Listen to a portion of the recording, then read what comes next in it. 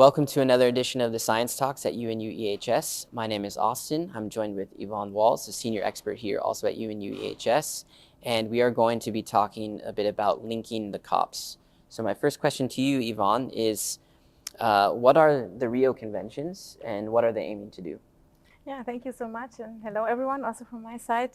So the Rio Conventions are actually a direct outcome of the negotiations of the Rio Earth Summit, which took place in 1992, where three conventions were, established. The United Nations Framework Convention on Climate Change, the UNFCCC, the Convention on Biological Diversity, the CBD, and also the United Nations Convention to Combat Desertification, the UNCCD. The idea or the goals of these three Rio Conventions is to tackle environmental challenges that were really compromising human development, leading to food poverty, food insecurity, and environmental deterioration, which we are dependent on. The concrete goals are specific for the three Rio Conventions. So the UNFCCC has the concrete goal to mitigate climate change impacts or adapt to results of inevitable impacts of climate change through managing or greenhouse gas emissions and taking care of adaptation strategies to adapt to climate change conditions. Then the CBD is really focusing on halting the loss of biodiversity with the idea to sustainably manage ecosystems, to consider biodiversity and genetic resources and species as a key resource, as basis for humans to thrive and for ecosystems to be intact. And also the UNCCD really has the focus on combating land degradation, with the idea to manage land and land resources sustainably, and also equal that ensure human well-being and food security. Okay. And so why might this be so relevant now, particularly to our audiences? So actually, I think this is, in one sentence, this is relevant for all of us because we are all affected by these environmental challenges which the Rio Conventions deal with. Climate change impacts, we can feel them right now, and especially in the future, no matter where we live on this planet. So you can really feel them with extreme events, increasing frequency and intensity of extreme events such as floods and droughts and storms. We hear all of this extreme events day by day, more or less now. We have also slow onset processes such as thawing of the permafrost, which really destabilizes infrastructure, etc. We have sea level rise, which leads to losing territory and land. So actually, we are all impacted and affected. So this is why I think it's very important for all of us. And just to mention again that the Rio Conventions are really, the Rio Conventions are representing their parties, and their parties are the governments of the countries that are parties to the UN Conventions. And the parties aim to represent their people. So actually, this is all of us. When Rio Conventions or the UN Conventions are agreeing on certain goals and initiatives, it's really all our goals, and that's what I really want to emphasize here. Okay, nice. So then why might it also be important to bridge these conventions? I mean, it's a momentum right now that these three Rio Conventions are happening, so it's really at the forefront to think about synergies. We have shared goals in that sense because all of these environmental challenges are interlinked. So climate change impacts are causing also land degradation. Land degradation is also a driver of climate change. So there are really interlinkages between them. Climate change jeopardizes biodiversity and leads to loss of biodiversity. So there are these interlinkages between all these environmental challenges, and this is why it's very, very important to address them synonymously. There are two things which I want to focus on, and the one thing is that if we do not consider them using synergies consider them simultaneously, we actually can compromise the goal of the other. So one example would be if we focus on afforestation strategies in order to capture carbon, focusing on climate mitigation aspects, but at the same time, not thinking about which species we use for that. Is the ecosystem the right habitat for planting trees?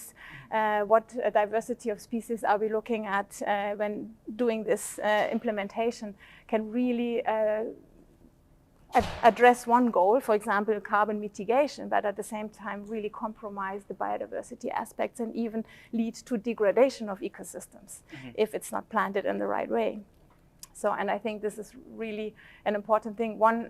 Another point is that we also always have a lack of resources and need to accelerate action. And there was actually a very important and interesting study in Rwanda, which showed that if these actions of land restoration in terms of planning, implementation, monitoring, evaluation are coordinated to address multiple goals, then it's really a cost efficiency of more than 50% in terms of having the siloed approach and looking at the individual goals individually. Okay, wow. So you were also a part of a recent study, or you did a recent study that addresses some of the linkages between these conventions and the Sendai Framework for Disaster Risk Reduction. What were some of the things that you found there? Yeah, it's actually a study we just published in the context of the Partnership for Environment and Disaster Risk Reduction, the PEDRR network. So we actually, as the network, we use the momentum that we have these 3 COPs coming up. There are also regional platforms for disaster risk reduction ongoing right now. The global platform will come up next year in June in Geneva.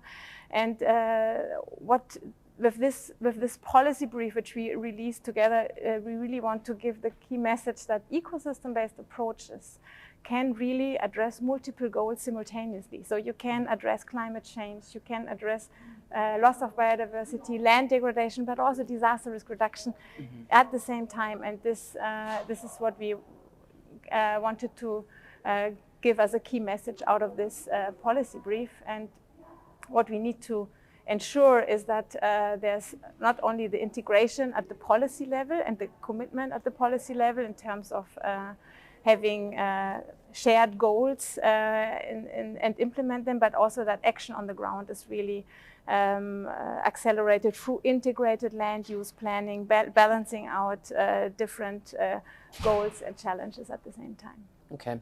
Are there actual practical steps or measures being taken to already sort of align the goals of these different conventions? Yes, actually we were even involved in 2 specific examples I could give, for example. So what is done right now is that the integration is mainly done at the policy level. So we have, for example, certain policy instrument at the national level. For the example of the UNFCCC, we have national adaptation plans, we have national determined contribution. And for the example of CBD, we have the national biodiversity strategies, NB-subs.